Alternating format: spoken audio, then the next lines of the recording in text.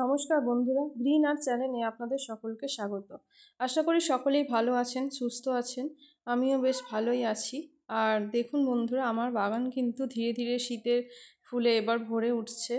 আর এই গাছগুলোর সঙ্গে আমি আপনাদের ছোট থেকেই পরিচয়, কীভাবে ছোট থেকে এরা বেড়ে উঠেছিল। আর এই হলো দেখুন আমার বাগানের জীবন্ত ফুলদানি। জীবন্ত ফুলদানি আমি এই কারণেই বললাম, মানে একটিও ফুলদানির মতোই লাগছে পুরো, একটুও পাতা দেখা যায়নি, এতটা পরিমাণে কুঁড়ি, এতটা পরিমাণে ফুল এসেছে যে পুরো জীবন্ত ফুলদানির মতোই লাগছে।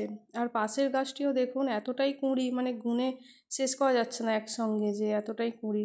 আর এদেরকে আমি শুধুমাত্র সপ্তাহে একদিন করে খোল ভেজানো পচানো জল, আর সপ্তাহে একদিন করে সবজির খোসা পচানো যে জল হয় সেই জল দিয়েছিলাম।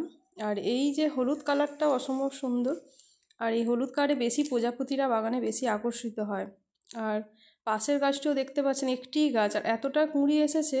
আমি ছোট থেকে আপনাদের দেখিয়েছিলাম গাছগুলোকে।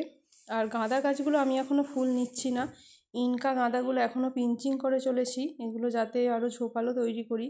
আর কতটা ছোট ছোট এনেছিলাম, কতটা বড় হয়ে গেছে। আর পাশের এই গ্যাডিউলাস গাছগুলোও অনেকটা বড় হয়ে গেছে। আর এখন বাগানে অনেক প্রজাপতি আসতে শুরু করেছে। আর যেহেতু দুপুরবেলা আমি ভিডিওটা করতে পারিনি, তাই আপনাদের প্রজাপতি দেখাতে পারলাম, নইলে বাগানে প্রচুর পরিমাণে প্রজাপতি আসতে শুরু করেছে। আর গত বছরে আমি কিন্তু চন্দ্রমল্লিকা গাছে এতটা সাফল্য পাইনি, এবছর যতটা ফুল পেয়েছি। তবে এই ফুল যে ফোটা অবস্থা, এদের আর কোনো সার দেওয়া যাবে না, যতক্ষণ কুঁড়ি আছে ততক্ষণ পর্যন্ত দেওয়া যাবে, মানে খোল ভেজানো জল। আর সার দিলে এরপর তাড়াতাড়ি ফুলগুলো শুকিয়ে যাবে, আর জল কম দিলেও চলবে না। আর যাদের কাছে চন্দ্রমল্লিকা এখনও ছোট আছে, কুঁড়ি আসেনি, তাদেরকে এখনও বলবো পিঞ্চিং করতে। আর এই যে চন্দ্রমল্লিকা দেখতে পাচ্ছেন, এইগুলো আর আলাদা করে লাগানো হয়নি, সময় হয়নি, তাই আর আলাদা আলাদা করে টবে লাগানো হয়নি। আর আপনাদের একটা জিনিস দেখাবো, যে ফুলের সাথে সাথেও আমি একটা জিনিস করেছিলাম, যেগুলো হলো ধনেপাতা গাছ।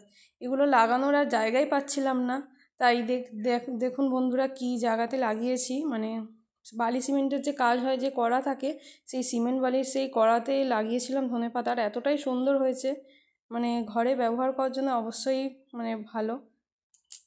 আর এই ধনেপাতা গাছগুলোকে অল্প মাটির দরকার হয়, তাই এতে মানে অল্প পাত্রযুক্ত টবে লাগালেই এগুলো হয়ে যায়। আর সঙ্গে লাগিয়েছিলাম এবারে 3টে ক্যাপসিকাম গাছও লাগিয়েছিলাম। এই যে কেটগুলোতে ক্যাপসিকাম গাছ লাগিয়েছিলাম, জানি না কীরকম ফল পাবো, কিন্তু কুঁড়ি এসেছে একটি গাছে।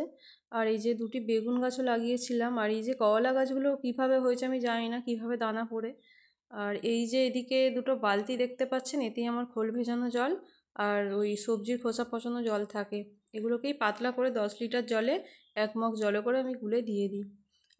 আর কিছু ফুল এখনও পর্যন্ত হয়নি, কিন্তু অ্যাডিনিয়াম গাছের যে কাটিংটা করেছিলাম ডাল থেকে, তাতেও দেখুন বন্ধুরা কুঁড়ি এসে গেছে। এর ডাল কাটিং করে এইটা বসিয়েছিলাম, আপনাদের সঙ্গে শেয়ার করেছিলাম, এটিও অনেক কুঁড়ি এসে গেছে। আর গোলাপ গাছগুলোও অনেক ফুল দিয়েছে আগে, আর এখনও কুঁড়ি আসছে। আর পাশে একটি সেই নীলকণ্ঠ গাছ, যেটি ঝড়ে পড়ে গিয়েছিল, সেই গাছটি। এই নীলকণ্ঠ ফুলের গাছটি যে লাগানো, সেই গাছের এই টবটাতে আমি ড্রয়িং করেছিলাম। ড্রয়িংটা কেমন হয়েছে কিন্তু কমেন্টে জানাবেন। আর এই গাছগুলি হলো চায়না লিলি বলে, এগুলোকে চায়না মিলি বলে।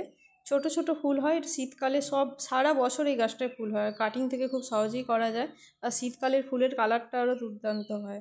আর এইটুকুই, দেখা হচ্ছে পরের ভিডিওতে। ততক্ষণে ভালো থাকবেন, সুস্থ থাকবেন। আর চ্যানেলে যদি নতুন হন তো প্লিজ চ্যানেলটিকে সাবস্ক্রাইব করে আমার পাশে থাকবেন। তা দেখা হচ্ছে আবার একটি গার্ডেনিং ব্লগ নিয়ে। নমস্কার।